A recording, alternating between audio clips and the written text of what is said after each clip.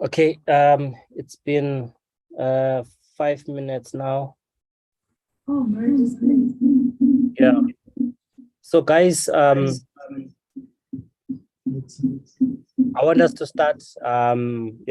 It's been 5 minutes already. Yeah, so if you want to share comments, etc., please go to YouTube and leave your comments there. And yeah, because when I'm streaming, I can't YouTube is only like streaming a certain portion of the window. It's only the active window without the participants and the comment section and everything else. So yeah, like you can have the YouTube window opened. I'll drop the link, and what I'll do is like I will monitor the questions via YouTube, and then I will just read them. Otherwise, if you are here on the call and you comfortable to speak, that's fine. You can do that as well. It's really up to you. Like you can use whatever option you want to use. Yeah. So let's see. Yeah, we've got like some few people that are joining us externally. And we have Lolwe too, and Olela. Yeah, she's interested in becoming a UX researcher. She's just started her journey. And yeah, you can say hi to the designers on this call. Hi, everyone. I hope you're all doing well. And thank you for having me here, Mputumi. Okay, cool. Yeah, we can't see you. We can, yeah. That's fine. You don't. It's up to you if you want to switch on your camera or not. And yeah, Lwazi. Yeah, Lwazi. She's from Creative Academy, and in Cape Town. Yeah, she's a student studying design. I'm not sure if you brought anyone, any of your classmates. Please say hi to the guys, Lwazi. Hi everyone, my name's Rosie. Thank you for having me. Yeah, I did tell my classmates about it. I'm not sure if they will be joining. I did forward them the link, so we'll see in time. Okay, cool. No, that's fine. That's fine. Cool, guys. Yeah, so I think yeah, we can start. We've got Moses Arfo from Nigeria. And yeah, he's going to talk about the perception of human-computer interaction. And yeah, I want us to listen to what he has to say, and I want us to collaborate in this session, ask questions, engage, etc. So yeah, please, Moses, take over the screen and share from your side. Yeah, guys, as I said, if you've got questions, you can leave them via the YouTube link. Alternatively, you can switch on your sound and ask the questions directly. So yeah, thanks, Moses. All right, thanks, Mputumi. All right, so today I'll be talking on the perception of human-computer interaction. It's also a pleasure to speak to other professionals and other designers as well. Okay, so I'm just going to start with a little introduction. So my name is Moses Arfo. I'm a UI UX designer with Old Mutual. I have over 10 years experience in the industry. Over these years, I've designed for, created designs for several, several technologies. Created designs for tabletop display, for hologram screen, floor display, floor interaction, and a couple, mobile and web. And even TV display and TV designs. Okay. Today, I'm going to be talking on human-computer interaction. So the agenda today here is what is human-computer interaction, HCI. I'm also going to be talking about the history of HCI, components of HCI, types of HCI, the human-computer interface, the future of HCI, and then the challenges. So before we just start this presentation, just a brief talk of human-computer interaction. So the fact that we're here is because this was made possible a long time ago, right? So the fact that we're here on Zoom, using our computer, our system, is because of the availability, right, of this technology, right? Because we can comfortably interact, with the computer to confer or create solutions. So immediately I'm going to jump right in. What is human-computer interaction, right? So dictionary definition is human-computer interaction, HCI, right, is a multidisciplinary field of study focusing on the design of computer technology, and in particular, the interaction between humans and computers, right? Sorry, Moses, I'm not sure. I asked you if you could share briefly, very, very briefly, your portfolio, just so people understand who you are and they can get a taste of what you've done. Okay, let me see. Yeah, I was hoping that you do it. I didn't want to interrupt you. Okay, so I think at the end I can just show my portfolio and just another round of introduction. Is that okay? Yeah, no, that's fine. That's fine. That's fine. You can do so. Yeah. Welcome, Witten. Witten just joined us now. Is it Mark Alistair? But yeah, please continue. All right. So HCI, human-computer interaction, right? Now, this is the definition out there, but I'm just going to define this in two ways, right? I'm going to talk about the academic discipline of HCI, right?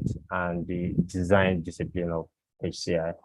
Now, academic discipline. Now, this is the study, just like this definition, is the study, of how humans interact with computers, right? Or technology. And the other aspect is the design implementation, right? The design discipline. So with this said, right, that's why you find out that over the okay, so over the years, right, sorry, I think I get some there's no interruption. You seem to be fine on my side. Oh, okay. Yeah, please continue. All right, cool. Because I can hear. Okay. So so like I said, we have the academic discipline, and then we have the design discipline. So what does academic discipline mean? Now, this is the study of human-computer interaction, right? And then we have the design discipline, the actual implementation, right, of the design of how, we can interact with computers or technology. So you will find that over the years, there have been lots of improvement of how, people interact with technology, right? I remember, many years ago where we started using graphical user interfaces, the big computers. Now we moved down to laptops, even when in the advent of the internet, where we're now introduced to new smaller devices like our smartphones, right? Over the years, there have been different types of interaction, and then the study of HCI has always been there to guide this improvement, right? Because at the end of the day, we keep going out to do more research of how, the computers can affect, or technology can affect human lives. That's why we keep on, studying better ways of human improvement through technology. Okay.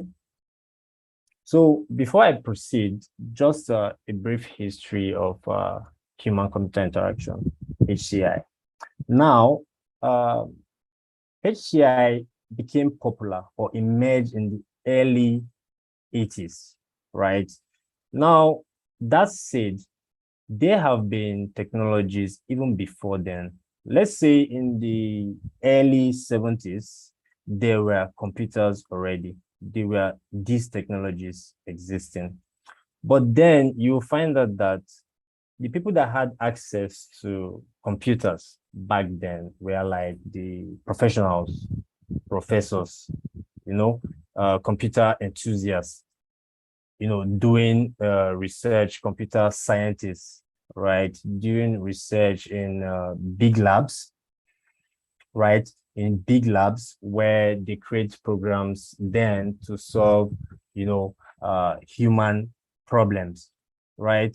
But in the early 80s, where, we were introduced to personal computers. So it was as if the floodgates opened. A lot of people were interested in this piece of technology, right? In this piece of technology, people wanted the personal computers for several reasons. One, because it was inexpensive as the predecessors, where you have those supercomputers that were, overly huge. They weren't portable and they were so expensive, right? So in the advent of personal computers, there was actually a need for human-computer interaction, because these computers, right, or these technologies were now made or introduced to the public. So people needed to get familiar with them, right? Thus, the rise for HCI.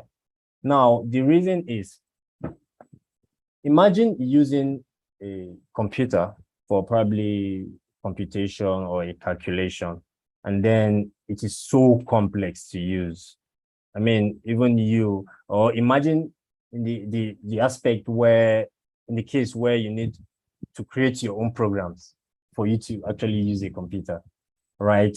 So that is why there was a race at that time, to improve HCI, right? And fortunately, right, that time, we already had what we call cognitive science, right?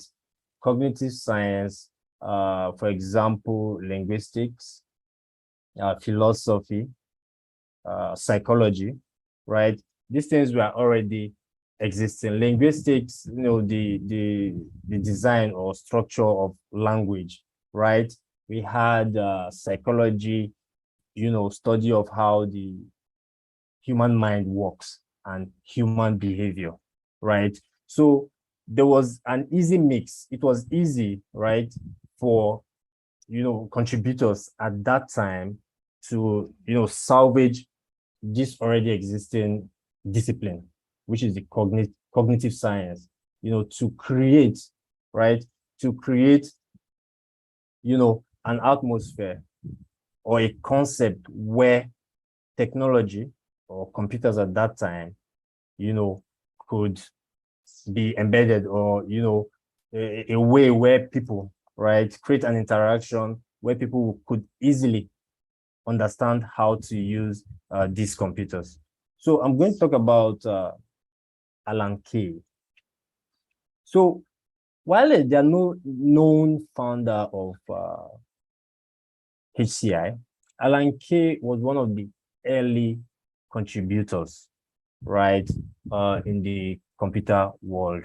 Alan Kay was then a computer scientist, right? He worked with Xerox. They, improved, right, on the HCI terminology or the HCI concept of how to, make this technology, easily accessible, understandable, right? And how to use it to affect, human, let's say, human world, right? How to make this integrate with the society. Okay.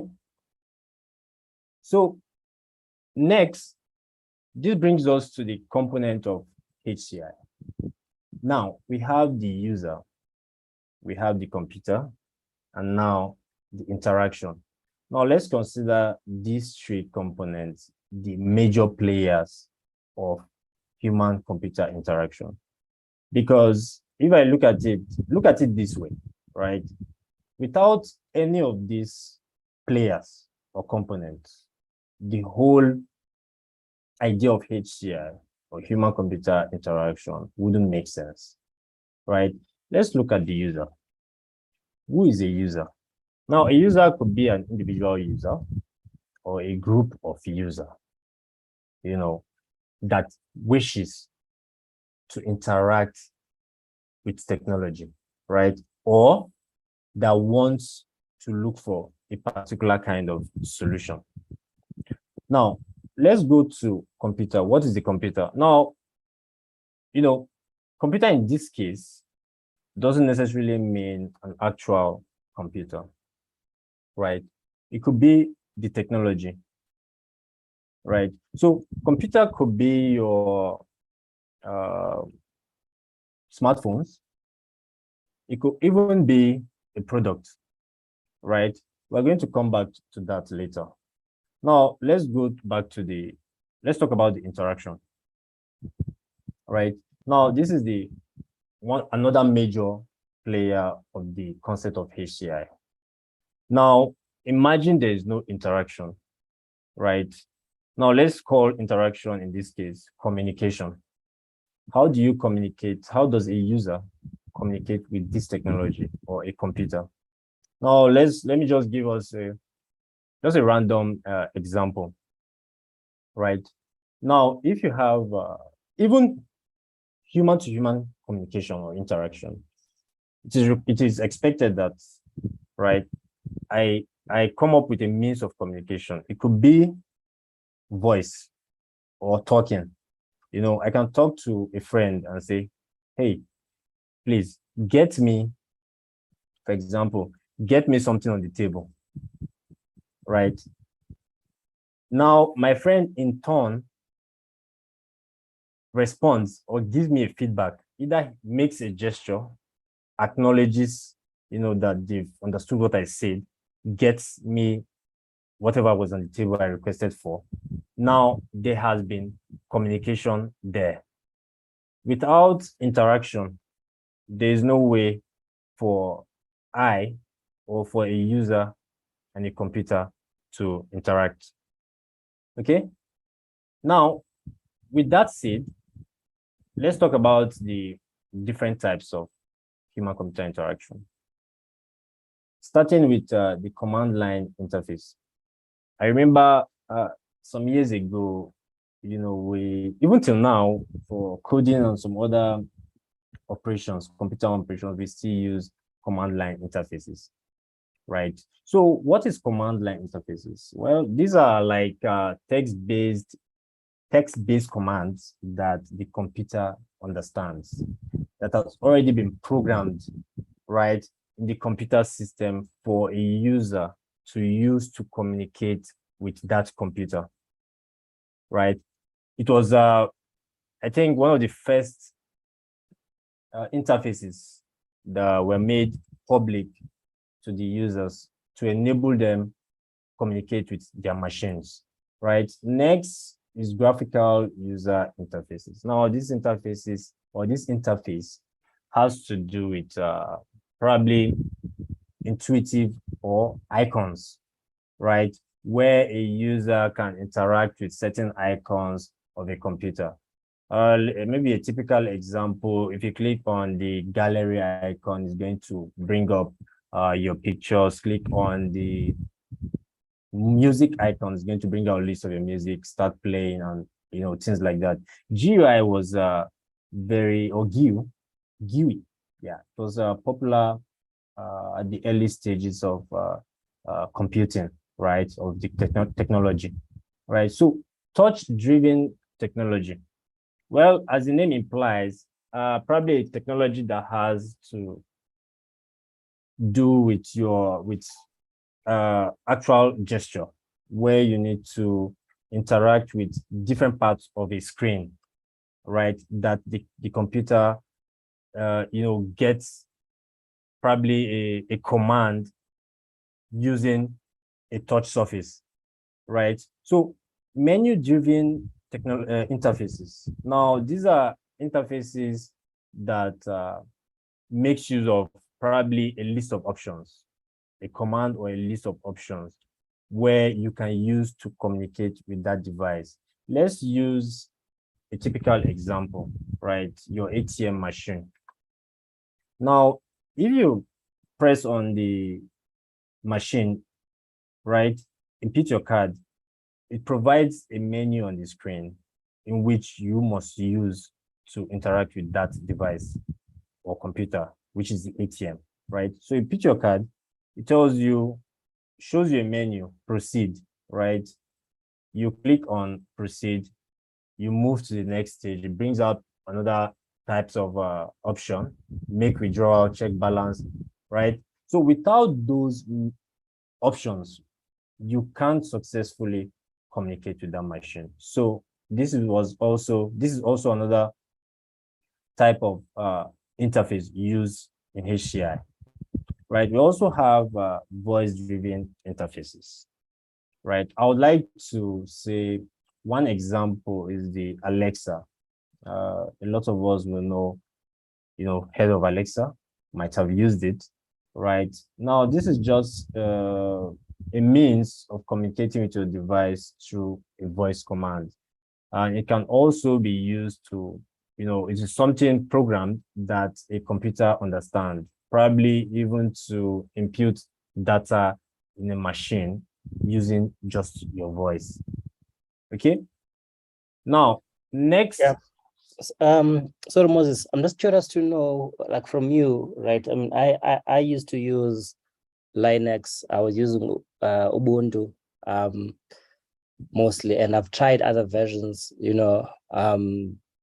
and I still had like a lot of energy at the time, because I could actually like run like two parallel like operating systems, Windows and Ubuntu, and yeah, it was like, I at the time you had a lot of freedom if you knew, how to operate like, a command like driven interface where you can type in, like certain codes, in that black box. And it was robust and efficient, straight to the point. Obviously not as intuitive or as easy, right? Especially if you're not a technical person. Yeah. And I'm just wondering, in 2022, right? What is the usage of command line interface, between now and probably 20 years ago or 10 years ago, right? I'm just curious to understand if we've had like any changes, right? I mean, we've seen growth, right, on like voice-driven interfaces, and gestures coming in, especially now, like even in if you talk about Web3, right, metaverse space, where even our like websites need to be like, voice-driven and beyond just, being driven by, graphical user interfaces and touch, etc. Yeah. So, I didn't get your question. Yeah. So I've seen, right, growth in the other forms of interactions, such as like voice, right? Yeah. And I mean, voice is growing, right? Sure. And a lot of the cars that are like newer cars, and let's say high-end cars, you can press a button, you can interact with it, or you can, give a voice command, in, in some, technologies, right? Mhm. And beyond just like, Alexa and other like, like voice driven interfaces. So Yeah. there's been a great, adoption, and Mhm. the adoption there is increasing. And I'm just asking now about the command line interface, right? Because I don't remember seeing like much of movement, like I don't know, maybe if there's any like movement technically behind the scenes that we are not aware of. Oh, okay. Command line interfaces. Awesome. So I think this was one of the very first means of communication, right? Communicating where now this command line or CLIs, in command line text-based communication methods, right? Now, just like you said, the black box where you have to type in a command. So before you make that communication or interaction, you must first of all know that language. That is why, a lot of things have improved over years. We don't need to actually know. Oh, okay. Let me just give us another example. Now, if I speak in my local language, right, you might not understand because you don't know my local language. To be able to understand, communicate with me in my local language, you need to first of all learn that language. So that was the issue with the command line interfaces, right? They were already there. It requires a user to go behind the scenes before you interact to learn these languages, right? Now, I think this caused a lot of strain for communication because the goal of HCI, right, is to create more naturalness between you, right, and the computer. That is why you see, over time we've had even graphical user interface, right?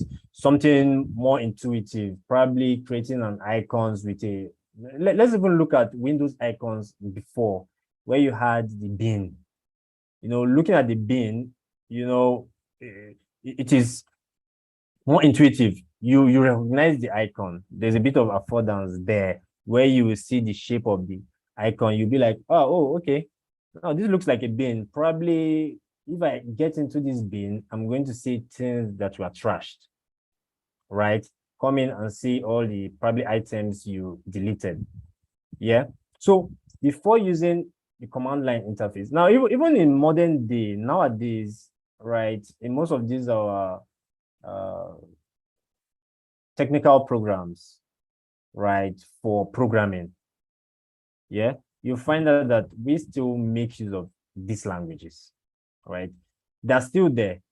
That is why even now, to be able to use these programs, you have to go and learn, most of these syntaxes, right? For front-end development, for Flutter, a lot of these technologies, you have to learn them, right? Now, that is for specific functions, like for programmers, for creating applications, right? So the goal here, like I mentioned earlier, is to create this for individuals from different walks of life, right? Different experiences.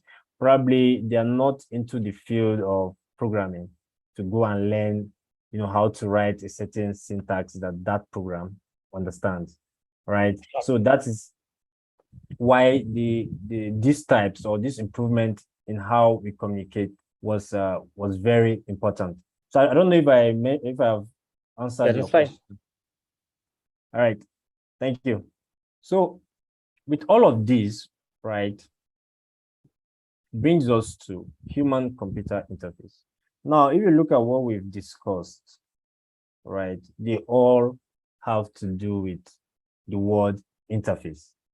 Now, what does human-computer interface mean?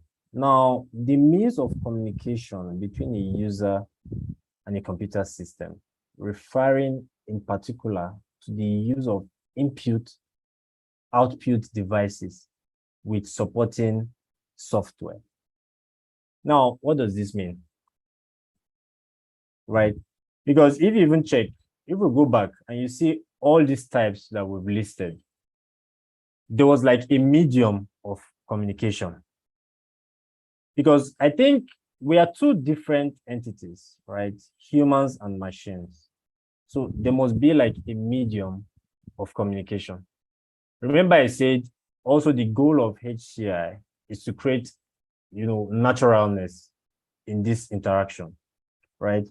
Now, let's talk about this. I gave us an example of communicating with another person, right?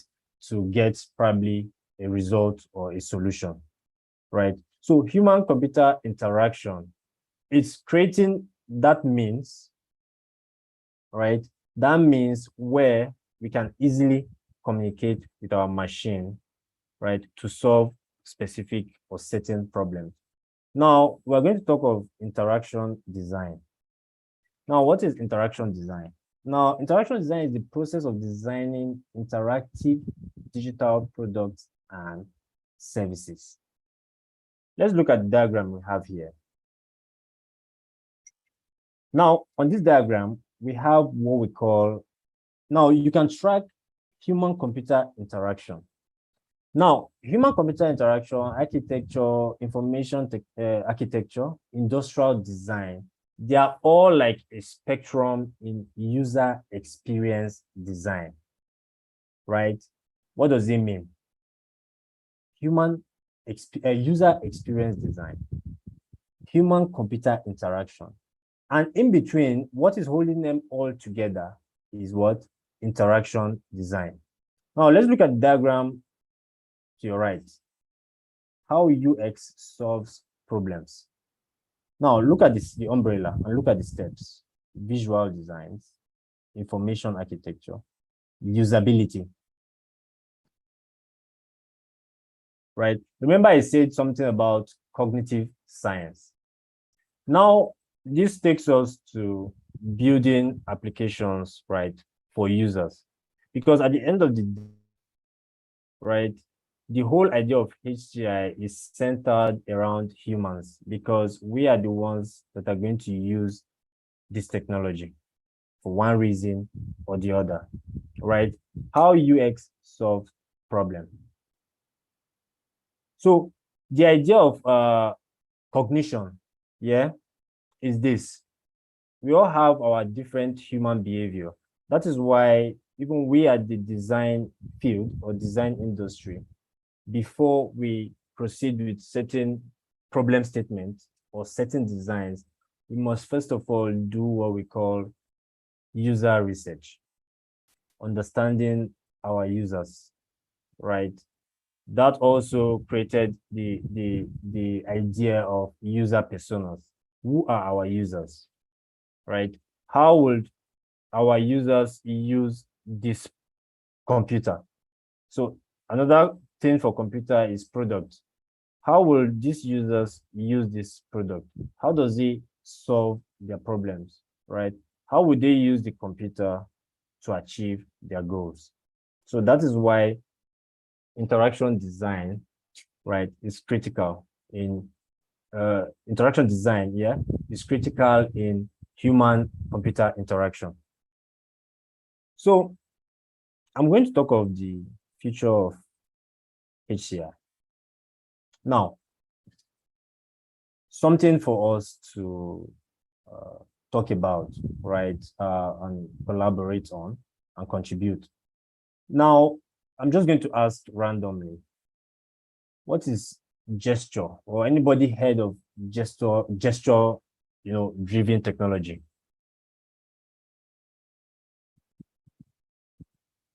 So can anybody just, drop input? Yeah, I'd be quite keen to hear from anyone.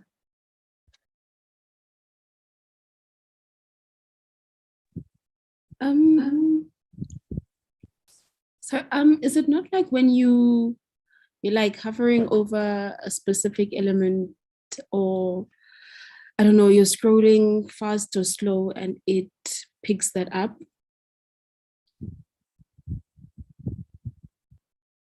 Yeah. Can I also just venture a guess? Isn't it based on the user's movements? So for instance, if you look at a mobile screen, your gestures would be like swiping up, swiping down, swiping to the sides. But that's like, Okay, I think I was off for it. Yeah, I actually, yeah, I forgot to warn others about this, but I can see people are coming back.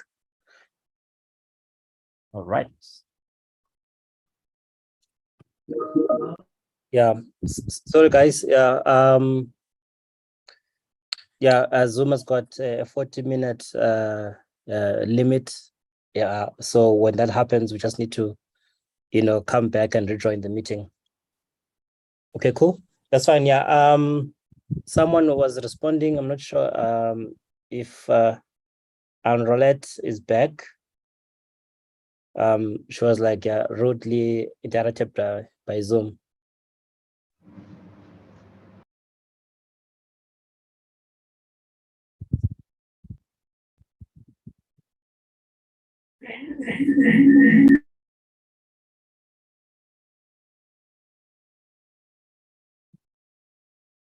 Okay.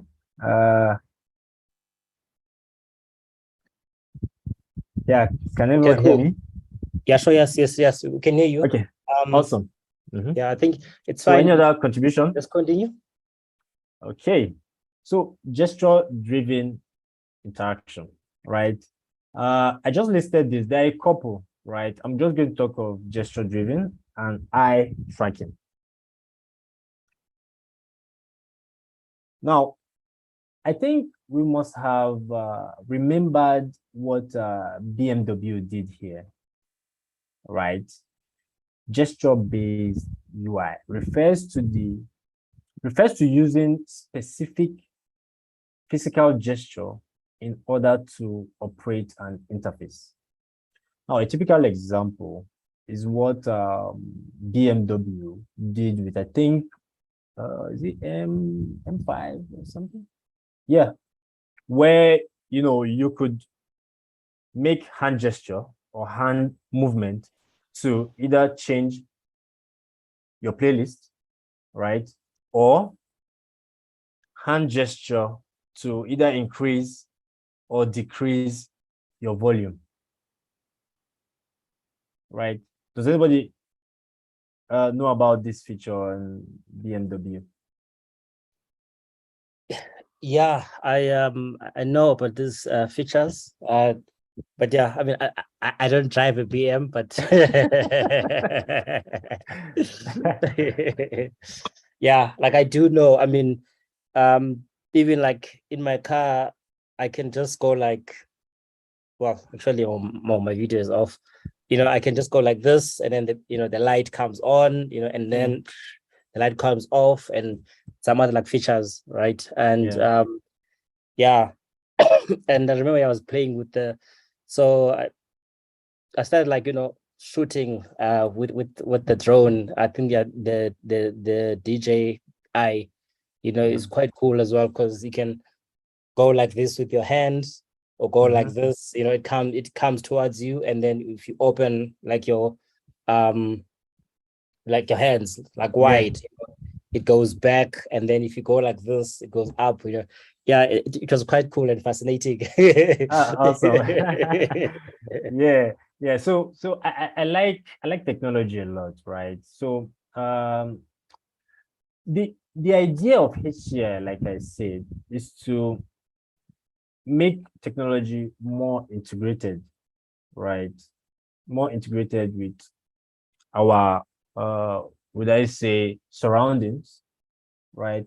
Much more easy for a user to communicate with a machine, right? Now, example, hand gesture, right? There's a bit of naturalness, something easy. Okay, move the playlist, turn on the light, increase the volume. This is almost like another human, right? Another human trying to interact in a more natural way. Yeah. So this is one example. Yeah. Yeah. So Moses, I'm quite keen to hear from the other designers here, how did they perceive the touch screen, because we used to have like the QWERTY-based keyboards on our on our phones before the smartphones. And like I'm quite keen to hear like from designers here, how was the experience like for them? Hello?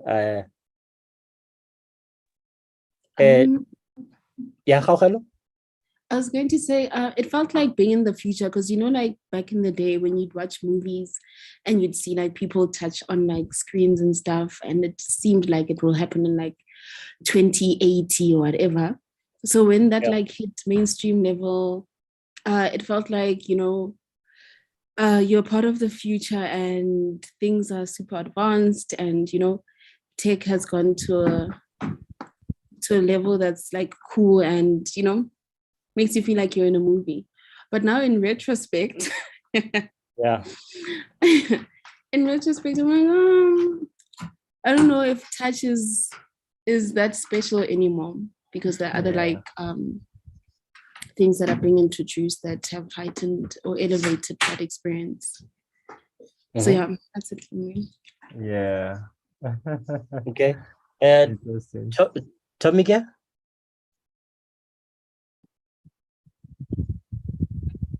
Hello, guys. Can everybody hear me? Yes, yes, Ken. Okay. I got your question. For me, I remember using a Nokia back in the day, where it was more of keyboards, Nokias and the BlackBerry, and switching to devices that were all, without keyboards. For somebody who likes technology, was fascinating. At the same time, there was a lot to learn. But because there were designers existing then, it was not that popular. But they made the process easy for us. Introducing us to touch gestures, and some things were really intuitive. Yeah. Some things were really intuitive. So I think that now that I look at it, I think now people will not want to go back to using a keyboard or a keypad, especially because of the digital real estate on the mobile screens, where you can close your keyboard and have the entire screen to yourself to do other things. Yeah. That's right. Okay, cool. Okay, anyone else? Awesome. So the second, right, features of HCI, right? Eye tracking. Does anybody have probably anything to say about eye tracking? Any understanding? I know I know Google tried to launch like glasses where it could like track your eye, and you could like, for example, Google Maps, you could see directions via augmented reality, but it has something to do with eye tracking for sure. That's the first thing that came to mind. Yeah, true. I think I remember that era. Thank you. Anyone else? Yeah, I've used it when I was conducting usability testing.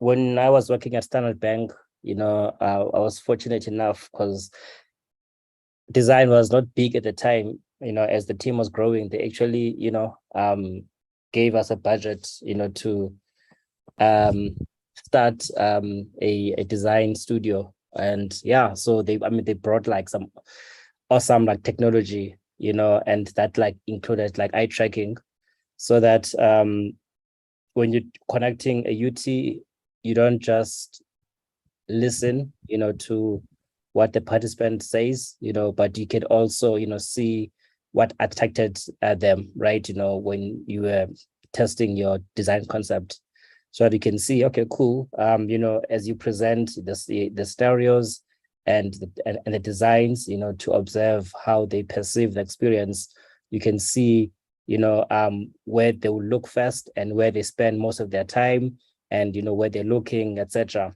Right? And yeah, you can pretty much like see the eye movement, and you know, obviously you still need to interpret, you know, because you're not gonna like get like all the information that you need, but at least like it gives you like a good idea of where they would wander, right? If they were like, you know, interacting, you know, with your digital solution. That's right. Okay, eye tracking. So eye tracking is a sensor technology that can detect a person's presence, right? And follow what they are looking at in real time. I think the only example I can think of is, I think there's this military technology, right? Just like as I read just now, tracking, right? It's something, there's this jet. I was watching a documentary, right? This fighter jet where you put on the head display, right? So you are in the fighter jet, you're flying, but then wherever, probably you're flying low, wherever the pilot looks at, probably he sees an enemy or a movement, the gun of the aircraft automatically points to that direction, right? So if you see somebody here, or if he sees maybe a threat anywhere, wherever the pilot looks, that's where the gun points to, right? So that's one example I can come up with this eye tracking. So I mean, these are future technologies and feature in HCI. Does anybody have any example? Eye tracking? Okay, awesome. So this brings us to the topic, the perception of human-computer interaction. What is perception? Perception is the organization, identification, and interpretation, right, of sensory information in order to represent and understand the presented information or environment. Now, remember what I said about naturalness, right? That is why we also have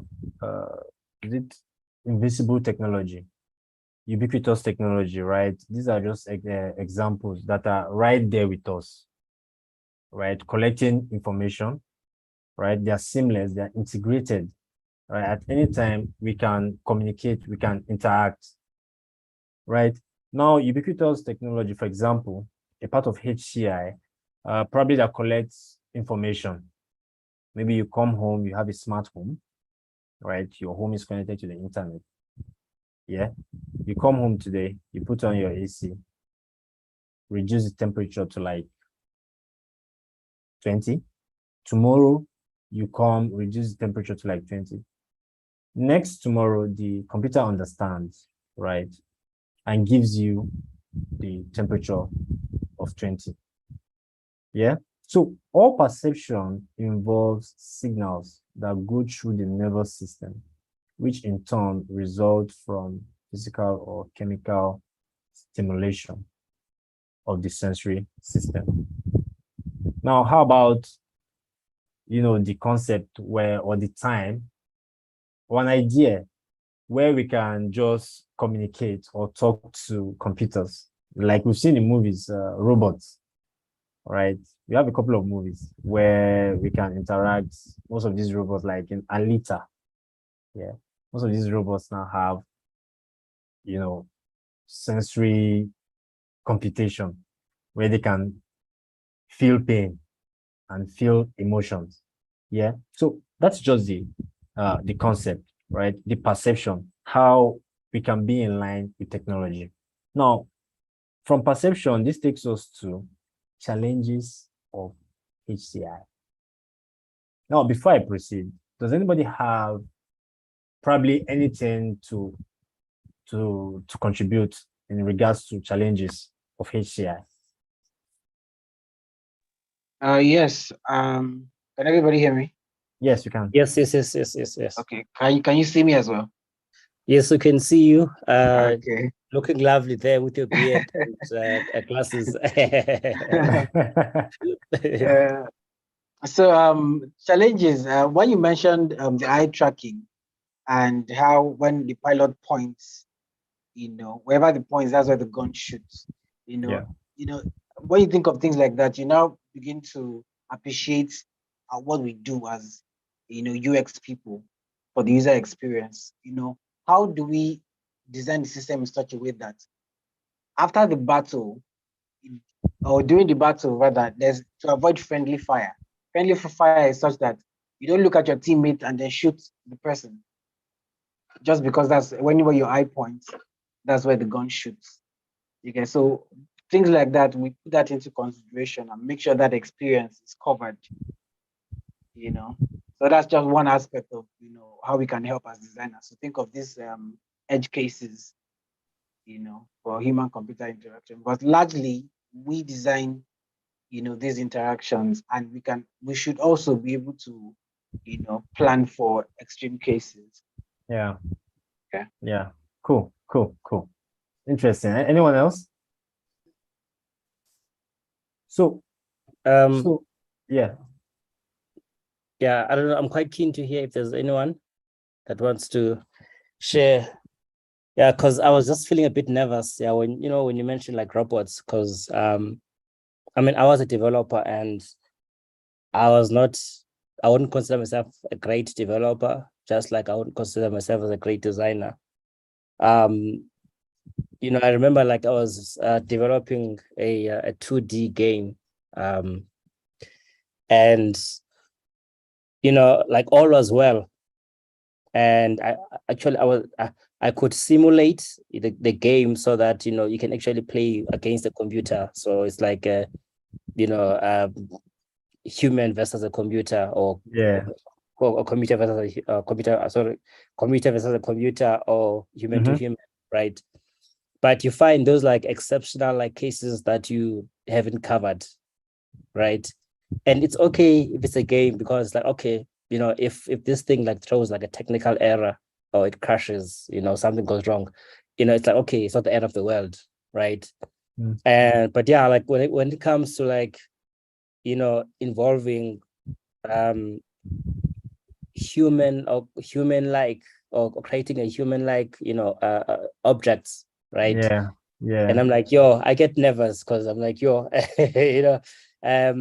this thing, as much as we can try to code and mimic and fake emotions, in reality, a machine or any form of a robot, it doesn't have emotions, right? That thing, it can smack you, like 100 times until you die, and because it will respond, right? Just like sometimes, because I would wonder, because even the way we speak, right? Because there's the language and then there's the tone, right?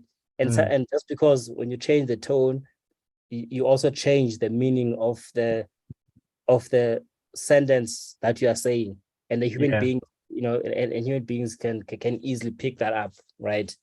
And like over the years we've tried so hard, because we try hard to replicate the physical world, and we keep failing, and some things would be good enough for us to use, right? And that's the only thing, right? That like that scares me a bit, right? There's that like human safety, right? And it's okay to have like a meaningful human control, and you can do so much in terms of like coding the basics to make sure that something doesn't go wrong. Exactly. So yeah, challenges of HCI. Now, if I start with one of them, what I listed here is meaningful human control. So just like you mentioned, right, we know that the goal of HCI, right, we want to create a world, we want to create technologies that will easily or seamlessly communicate with humans, right? Remember, human-centric design, right? in this case, right, I know that there's some movies where you watch where you see, I think there was one movie, I keep forgetting the name. I wanted to mention it, but if I remember, I'm going to bring it up. So meaningful human control, right? In as much as we want to advance the way we interact with computers, there should be that constraint, right? That idea of control, when it comes to machines, right? We should be able to control what the machine can do, right? And what they can't. Now, this goes in the long run. Now, meaningful human control. If you watch this movie, I, Robot, I don't know if anybody has seen that movie. I have.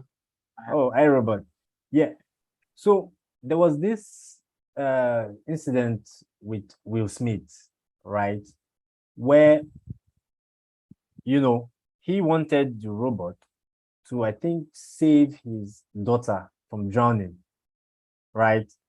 The control, save the daughter from drowning. But the computer or the robot didn't understand that because he was closer. Now, he could save himself because he was bigger, or, he could save himself. He was more experienced. He could swim out. But the computer, right, or the robot only recognized him as the safer option. Yeah. So Will Smith wanted the computer or the robot to go after the daughter that was down, that needed that help, and not him, right? Meaningful human control. Yeah, that's one of the challenges. Imagine giving computers, right, the idea to think on their own, right? This is something we see in movies all the time, right? That was what I listed here as a challenge. So there should be a form, right, of constraint where you can limit what computers do and how they think, right? Next is human skill support. Now, I look at human-computer interaction like a symbiotic relationship, right? Symbiotic relationship where computers need, where humans need computers, either at work. Now, you also see examples in our workplace, right? Instead of typing the typewriter, I remember when the typewriter was raining, but nowadays we no longer use the typewriter. Yeah. Now we went in from writing with a pen and a paper to using the typewriter, right? To even using a computer keyboard, to even voice to type or speech where you can talk and then the computer types on our behalf, right? Now, the idea of HCI is to act like for a symbiotic relationship where we can as well have a level of control of the work we do and have our computers assist us in that work. Now, imagine a case where we no longer can work because we now have computers to do all our work for us. Now, I don't know if any of us have seen the movie Wall-E, in the near, not too far distant future, right? Where the people of Earth went to space and computers were doing everything for them. You see, you found that in that movie, they could no longer walk on their foot, right? They had to rely on wheelchairs because most of them were overweight, not just the weight. They, however, forgot how to use their feet to walk, right? So this poses as a challenge, right? There could be several ways allowing computers to do all our work. Now, even not too recent, where we had, people complaining that computers were taking their jobs away from them, things like that. Now, the last one is human safety.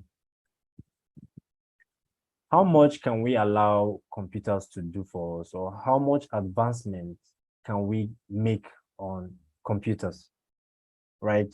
Now, human safety takes us to the next slide.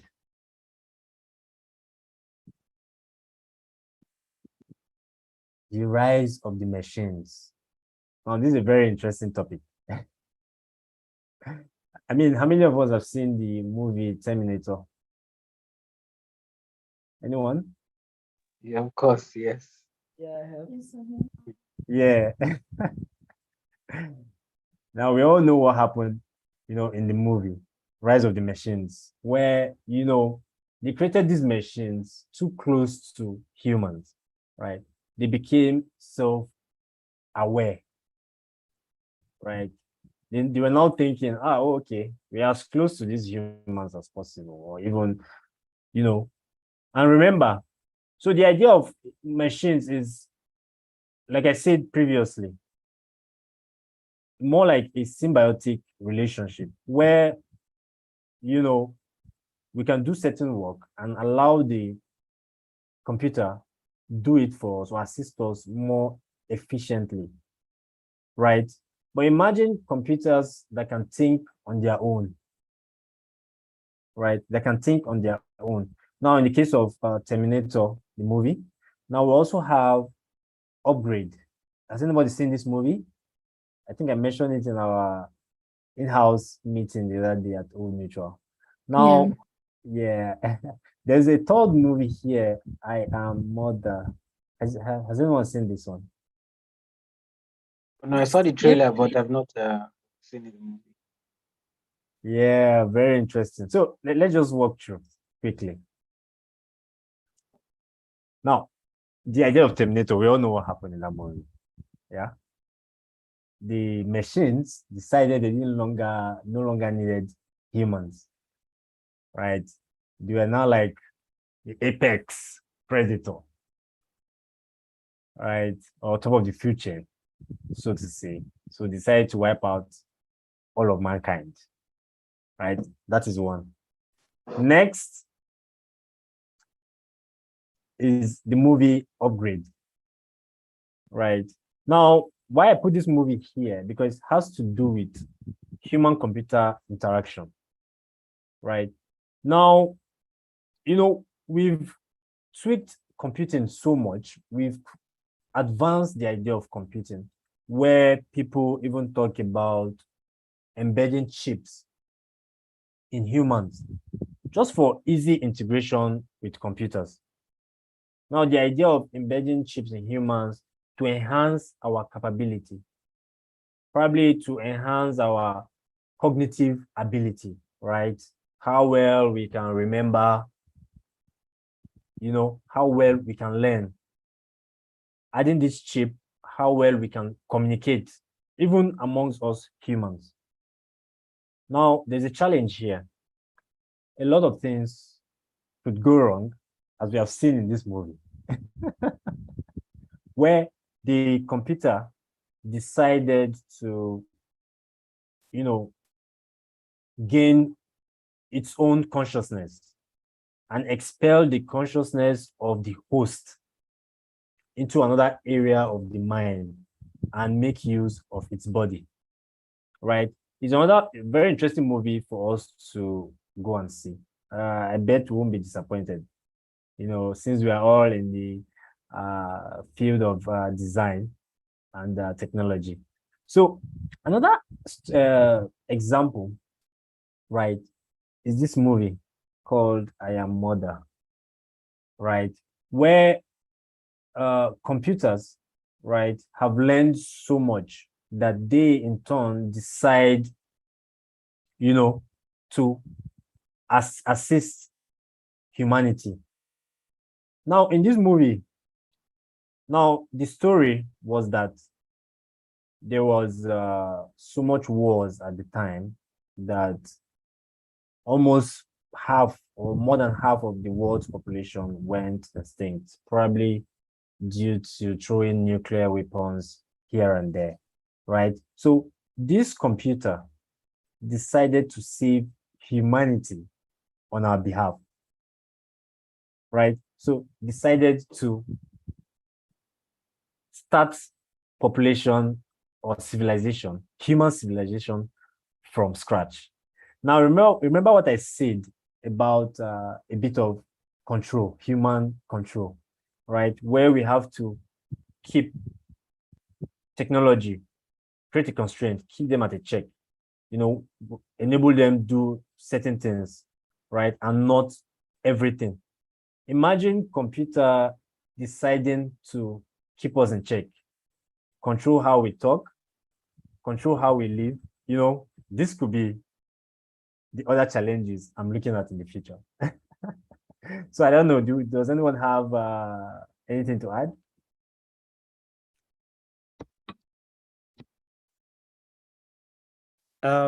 Yeah, we're just like running out of time. Let's try to wrap up, Moses.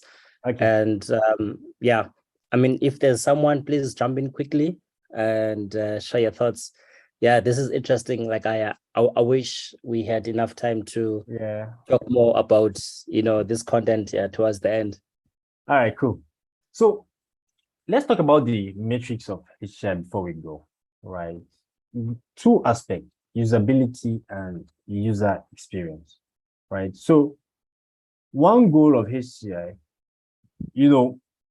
be able to use or interact with computers with little assistance, right? What is usability?